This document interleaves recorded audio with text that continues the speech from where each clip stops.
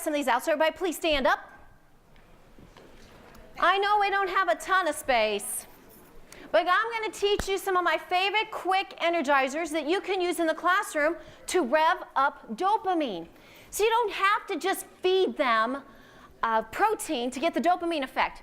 You can actually have them do some physical activity as well. So let's try this one. These are called quick cross laterals. And according to research by Dennison and Carla Hannaford, all kinds of big gurus on exercise in the brain, when we cross from one side of our brain over to the other, across the midline right here, powerful things can happen. The two hemispheres are really communicating at stronger levels. Here's what I'd like to say. Just good old movement is important. I'm going to share with you some of my favorite cross laterals. So if you would, let's try the crazy 8. Hands like this, and we're going to do a sideways 8. I was corrected by my 5th graders one time. Mrs. Nicholson, that's the infinity sign, not the 8. And I said, okay, smarty pants, here you go. So now let's do the real 8.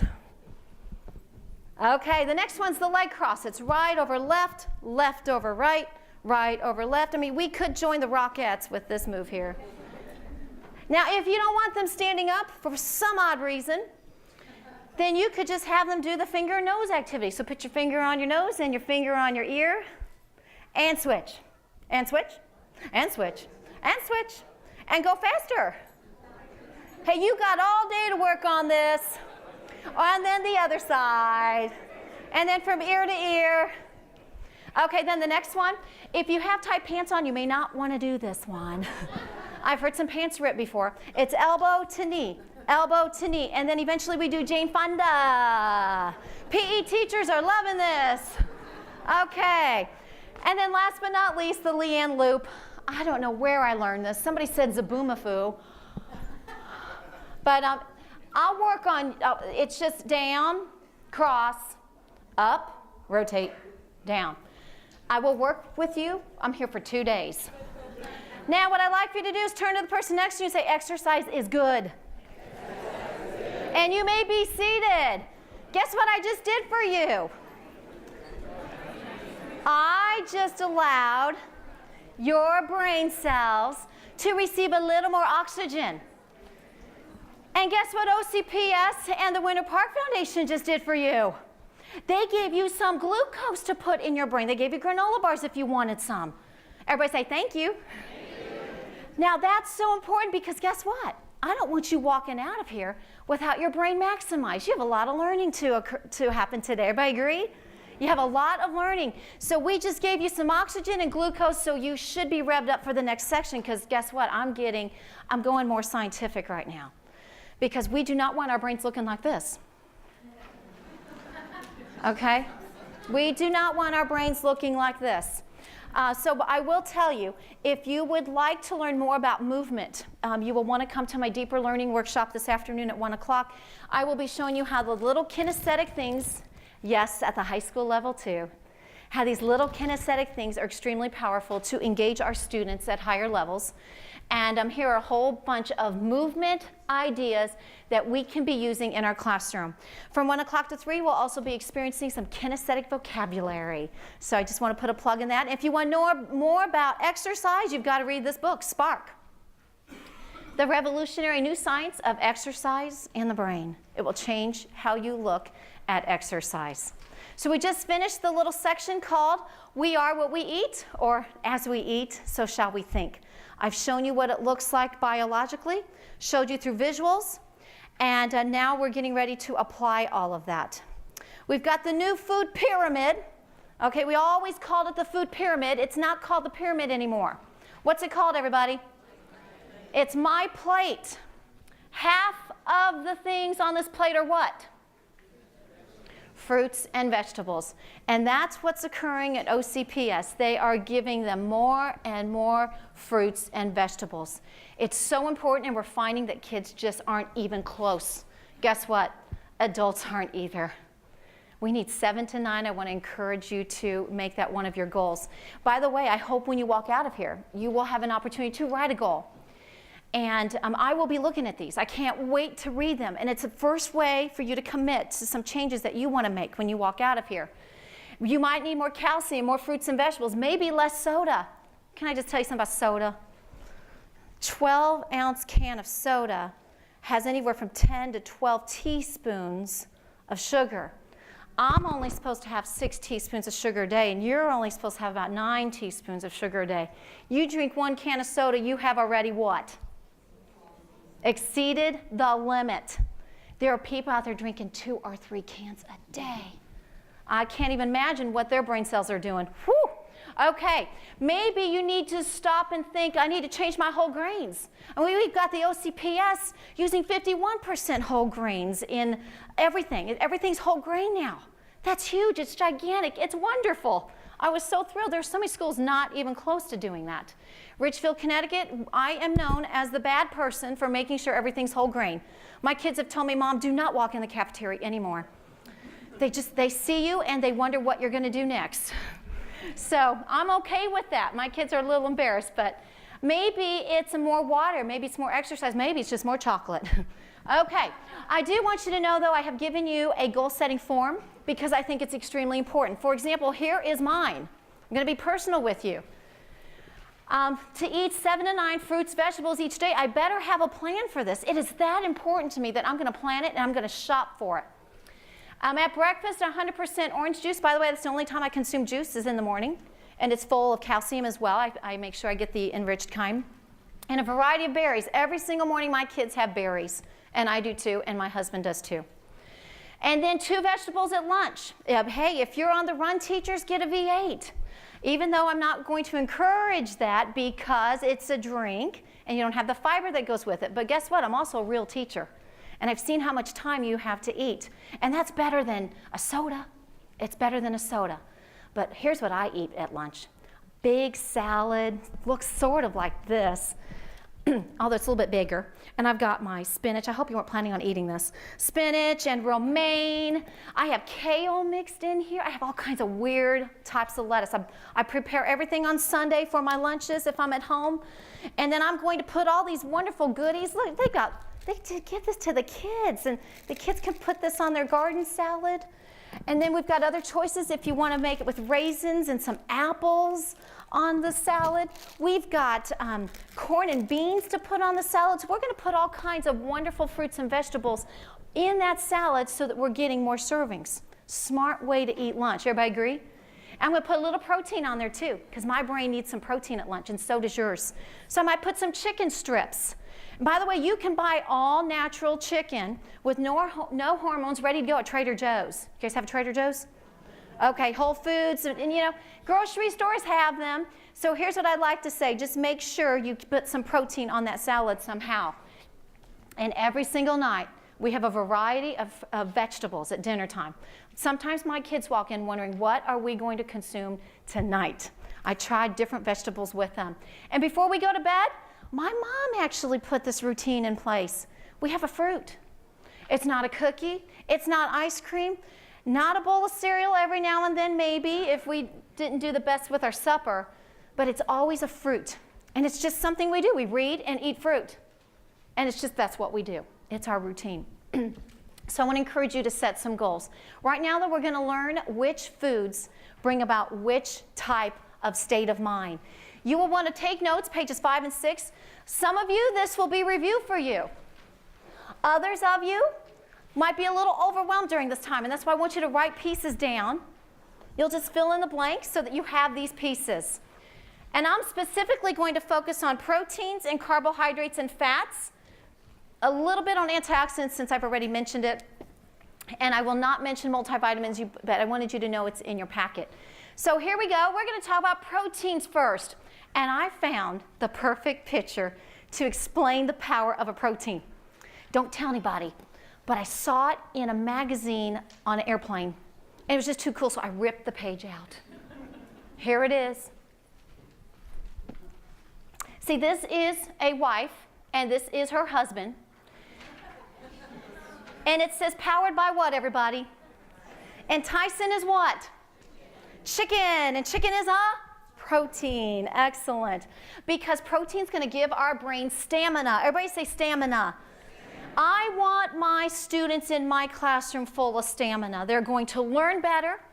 They're going to be able to have sustained energy in my classroom, and I want to make sure they have it. Now, what's stamina? Resistance to fatigue, the ability to endure, to keep going. There's a constant war going on between carbohydrates and protein. A lot of experts will say, eat the protein first just to be safe. I don't know which one's true. Some people say, oh, no matter what, if you eat a protein, it's going to win. You're not going to have the carbohydrate effect or the protein effect. You're going to have one or the other. So let's just say let's eat the protein first and get the protein effect. Because if you eat protein, either alone or with a carbohydrate, just write carb if you want, your brain will use the amino acid tyrosine to manufacture the neurotransmitters dopamine and norepinephrine. These two neurotransmitters make you feel more alert, more motivated, and more mentally energetic. Raise your hand if that's the kind of kid you want walking in your classroom, if you're a teacher or principal. Okay, that's the kind of kid I want. So I just want to make sure that everybody knows that that protein is going to bring in that dopamine effect. Traffic is really bad, so we have some there's an open seat by you, can you raise your hand so folks can know where to stay? And I do not bite. Thank you for joining us. Everybody say welcome. Welcome. Okay, with that in mind, if you're taking good notes, I already talked about this, but it is an egg a day. Really? According to research, it should not raise cholesterol at all.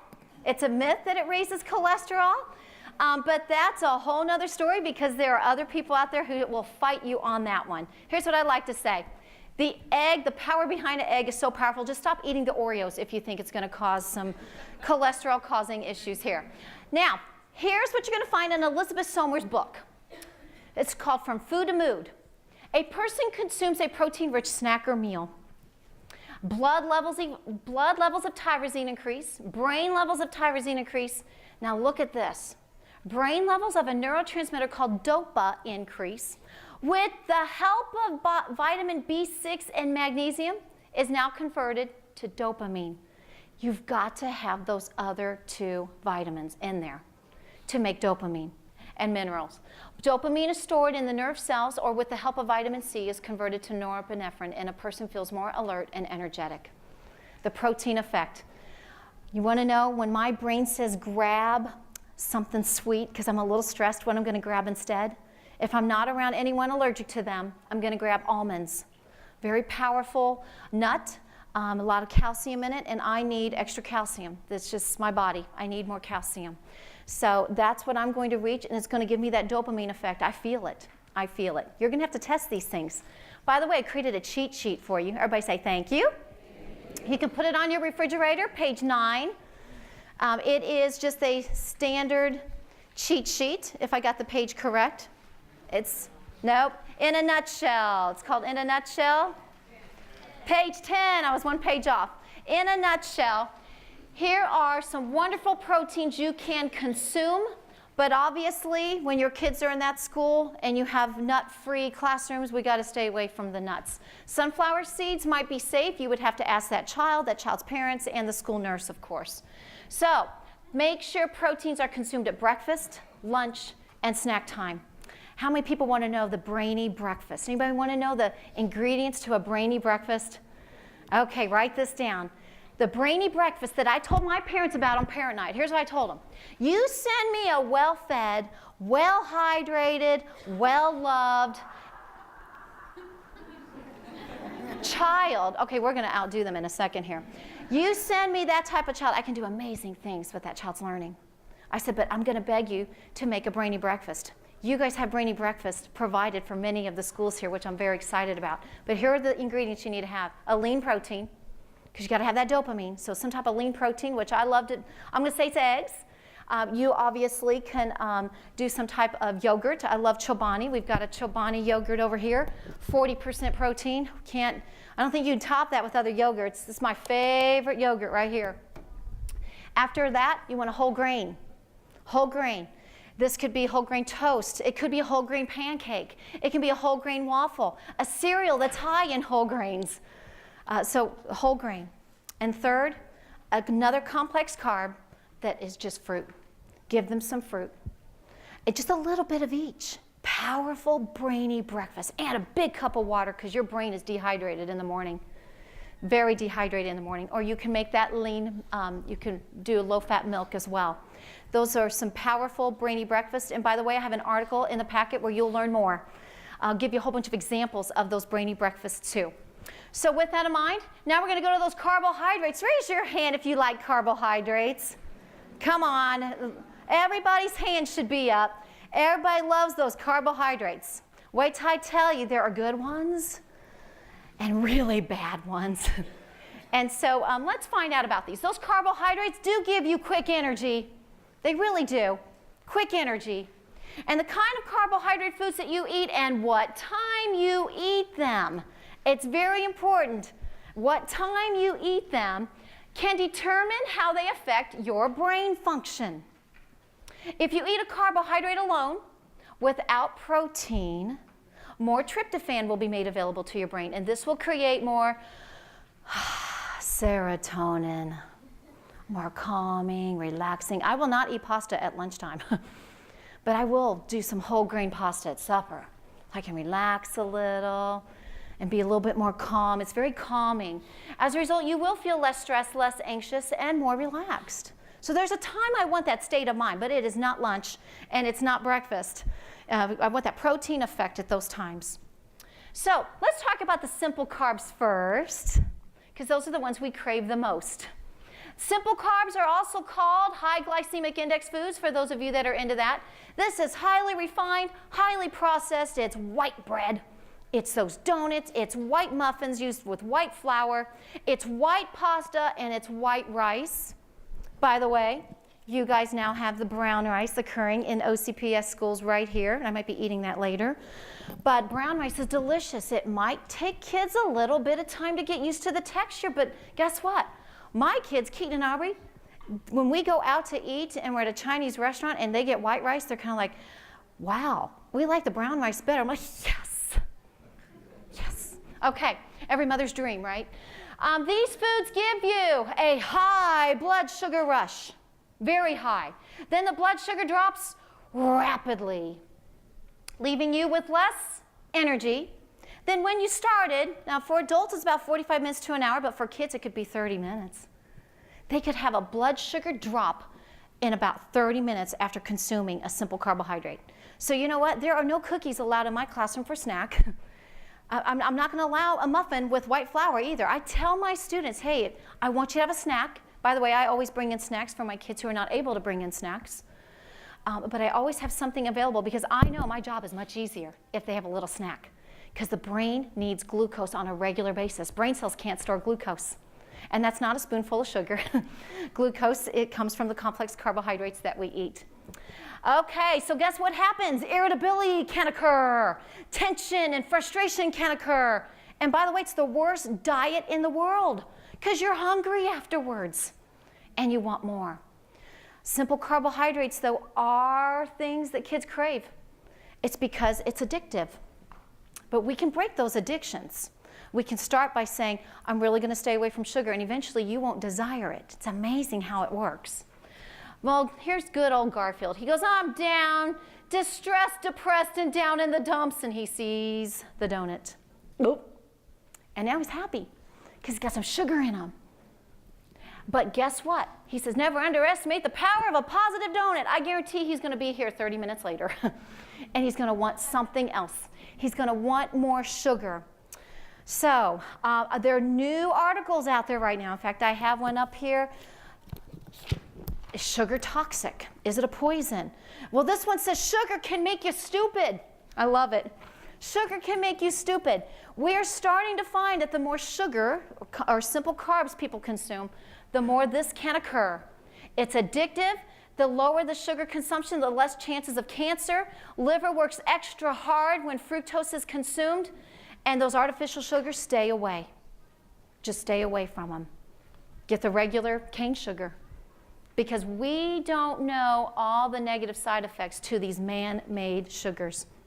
So with that in mind, I know you're wondering, but Leanne, do you not ever allow your kids to have a cookie? I'm balanced, I am. You ate my food, you ate Odie's food, and you ate your food. What do you have to say for yourself? What's for dessert, dessert, dessert? You know, after we eat the foods that give us the nutrients that we need, yes, let's have an oatmeal cookie. Let's do an oatmeal cookie. I make great oatmeal cookies with chocolate chips in them. And those are the kind of things I'm still encouraging in my household. My kids will take them to school. I'll say, here, take 10 cookies each and tell these kids how good they are. And sure enough, I get emails from parents. Okay, I want that recipe. And so anyway, we are balanced. We do enjoy those desserts, but certain kinds and at certain times. So everybody, here's the word stressed. Read it backwards because that's what you crave. When you're stressed, you crave what? Desserts. Be aware of that and tell your brain not to reach for those simple carbs, because when you do get stressed, and by the way, anybody ever get stressed in here? When you do, you're going to crave the simple carbs. But let's reach for something else.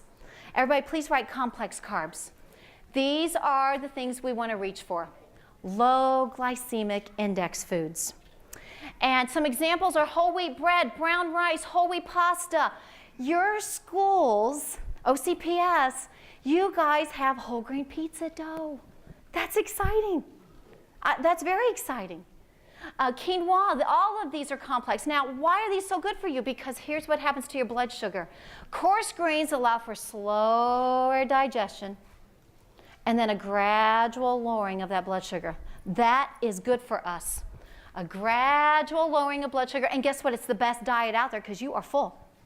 You don't need to eat as often. You're not as hungry. This morning, I did have whole grain toast. I had to order an omelet. I was up very early, weren't we? And so they brought an omelet into the room, and I said, put as many vegetables as you can in it.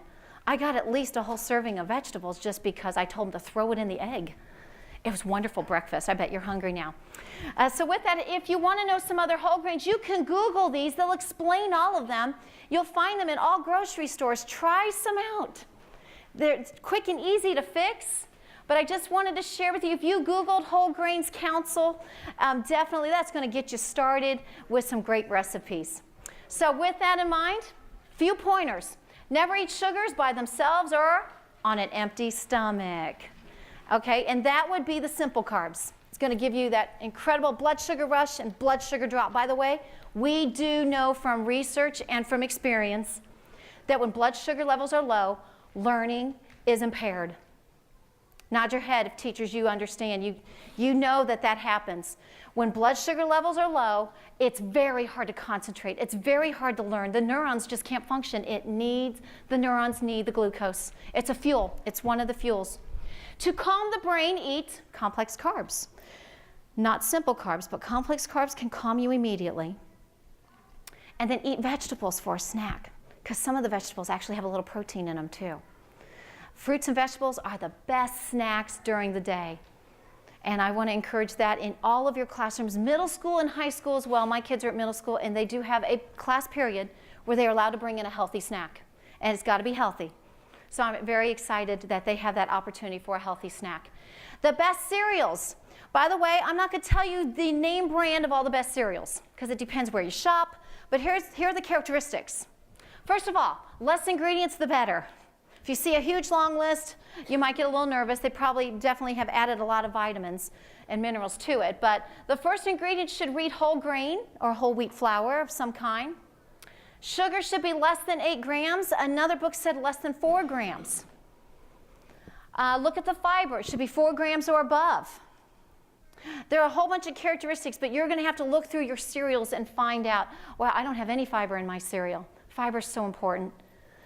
Maybe you have too much sugar in your cereal, and that could actually hurt learning as well, because too much sugar actually grabs glucose away from the brain. It's very hard to explain, but it actually happens. If you can't pronounce it, don't what? Don't buy it. And your cheat sheet, which is page 10, 100% whole wheat or grain. I want to encourage you to change your pizza dough. And there are some pizza places out there for fast food that you can ask for whole grain now.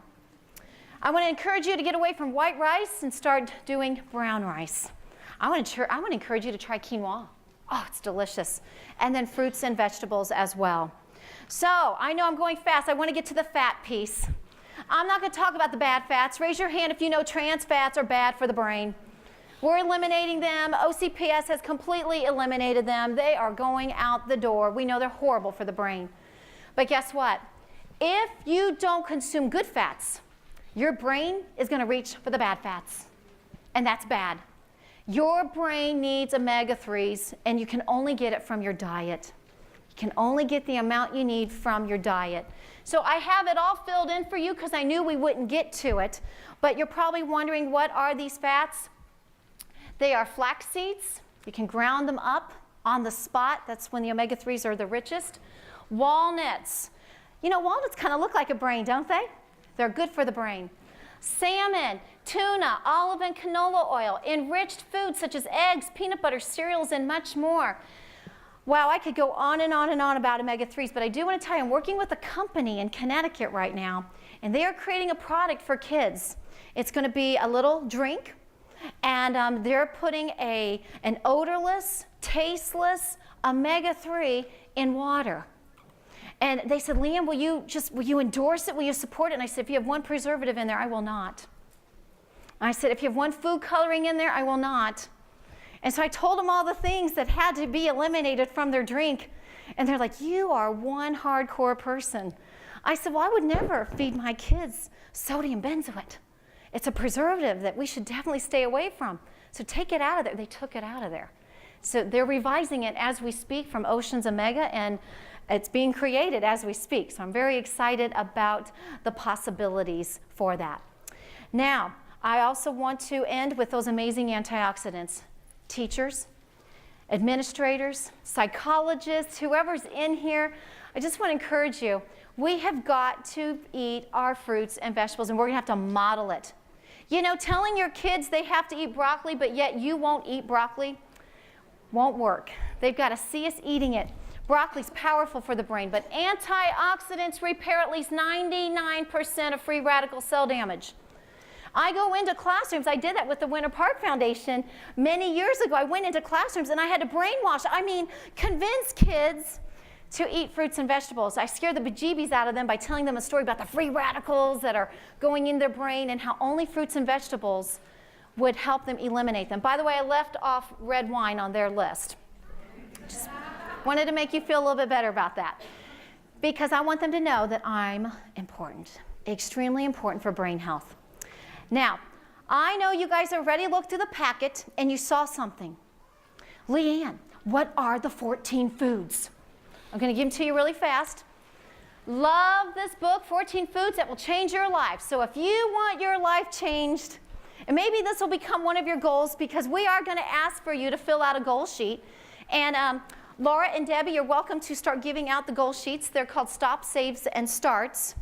And I'm going to have you look at these. This is what you'll write your goal on, and I want to keep these. They're encouraging to me to say these people are making the following changes because of this workshop. So it might be one of these 14 foods that you want to eat more of. Anybody want to guess the very first one? Beans. I think it's on page 8. Is this page 8, everybody? I am off again on pages. Page 13. Beans, beans, and more beans. They stabilize our blood sugar. Number 2 is blueberries. I call blueberries brain berries. Number 3, broccoli. Very powerful. Number 4, oats. Oats and more oats. This is not the little containers that have sugar and flavoring already in them. No, we want to make real oatmeal in the morning. It's one of the best things for the brain, for sustained energy. Love oatmeal. We eat oatmeal twice a week in our household, along with a little bit of egg and some fruit too. I make sure we have all 3 components every single morning. My kids think I'm OCD. Okay, number 5 is oranges. We try to have an orange or an apple every night before we go to bed. 6 is pumpkin. This is not pumpkin pie. Although that is good. At dessert time, right? The wild salmon, number 7. Oh, salmon is so good if you cook it just right. Number 8 is soy. Number 9 is spinach. My kids, when they're eating their salads, they're eating spinach. I never told them that for years. And then they finally figured it out. And they don't care. But Mom, don't you dare saute it. They don't like it sauteed for some reason. They like it as lettuce. That's just my kids. Number 10 is tea. Number 11, tomatoes heated up actually has more lycopene in it. Number 12 is turkey. 13 is walnuts. 14 is yogurt. A yogurt a day could keep the doctor away because it keeps our digestive tract healthy, and it's like our second brain, they call it. So there you have the 14 foods that will change your life, and your brain might be feeling this way right now. These are mosquitoes. And I heard Florida knows all about mosquitoes. Pull out, Betty, pull out. You've hit an artery. Leanne, you gave us so much in 1 hour. Good. That is my job. I want you to have so much to think about. And by the way, give you a tool as well, so you can go back and reread this and share it with other people, because we have got to change our diets in America. We have got to change them. I've been to Switzerland. They eat very differently than Americans. And I'm just out there trying to share as much as I can. I thank you, OCPS and the Winter Park Health Association, for bringing me in today. I thank you, school board, for bringing this in today, because it is definitely a strong message. Before you leave, I just want to share with you, you are now aware. So now you have choices to make. And with that in mind, please summarize what you plan to stop doing, what you want to keep doing. That means you're doing a good job in this area already. And last but not least, a goal, something you want to start doing. I've had a wonderful time with you today. Thank you very much.